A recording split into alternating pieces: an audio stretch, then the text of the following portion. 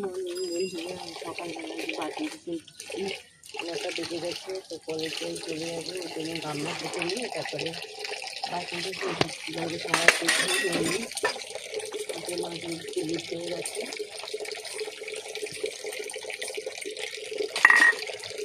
তার মধ্যে গ্যাস নেই, একটু রান্না করতে হবে, যতটা পারবো সারাদিন তোমাদের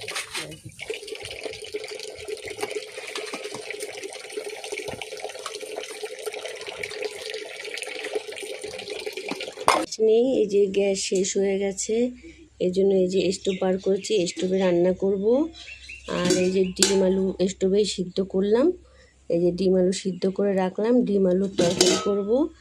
আর এখানে আছে সজনে পাতা দিয়ে, আর হচ্ছে এইটা হচ্ছে মুসুর ডাল ভিজানো, এই দিয়ে বড়া করব। আর পটল কাটা আছে, পটল কাটা ভাজা করব। আর তোমাদের দাদা আজকে কাজে যায়নি, বাড়িতে আছে, একটু ঘাড়ে ব্যথা লেগেছে, তো ওর জন্য বাড়িতে আছে, কাজে টাজে যায়নি। গ্যাস দিয়ে গেছে, এখন গ্যাস নিচ্ছি। শুধু স্টোভের ডিম আলুটা সিদ্ধ করলাম। আর তোমার দাদা যেহেতু ঘাড়ে ব্যথা লেগেছে, আজকে ছুটি করেছে বলে গ্যাসের আগে ফোন করলো, ফোন করার সাথে সাথে গ্যাস দিয়ে গেছে। কালকে রাতেই গ্যাস শেষ হয়ে গেছিলো চা করতে গিয়ে, তো সকালবেলা চা করলাম আর ডিম আলুটা সিদ্ধ করলাম, তারপরে গ্যাস দিয়ে গেলে গ্যাসেই রান্না করলাম।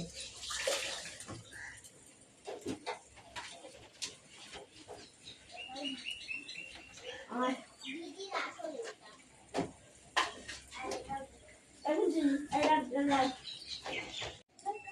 এই যে বাসন ধুয়ে এনেছি, এখন এই বাসনগুলো রেখে আর আমার মা ঘর মুছে দিচ্ছে, আর আমি ওই জন্য বাসনগুলো মুছে নিচ্ছি, সবাই একটা মধ্যে রাখি। জলটা ঝরে মানে গেলে এখানে সাজিয়ে রাখি সব।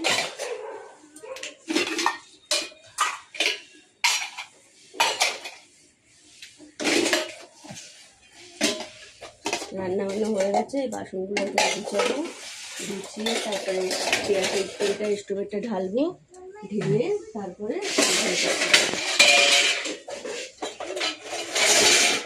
বা কেচল মেচল বাসনের আওয়াজে মানে মাথার মধ্যে কেমন পড়ে।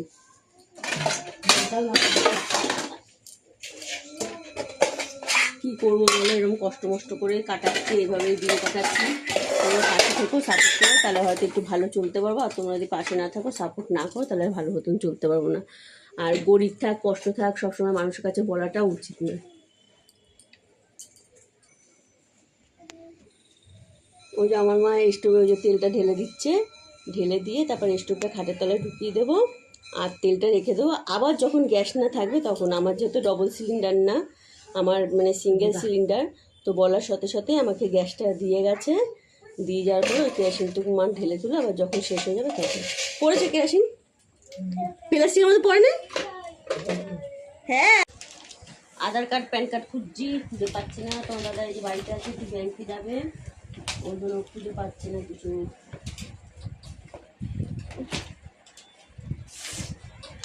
আজকে বেশি কিছু রান্না করিনি, তোমার দাদার বাড়িতে রয়েছে। তোমার দাদার যেহেতু পিঠে মানে দেখা লেগেছে কালকে মালটা উঠে দিয়ে, কালকে মা আর আমি আলোচনা করছিলাম আজকে মানে মালটা কচুরি করে তো পিঠে লেগেছে, এর জন্য আজকে আর কাজে যায়নি।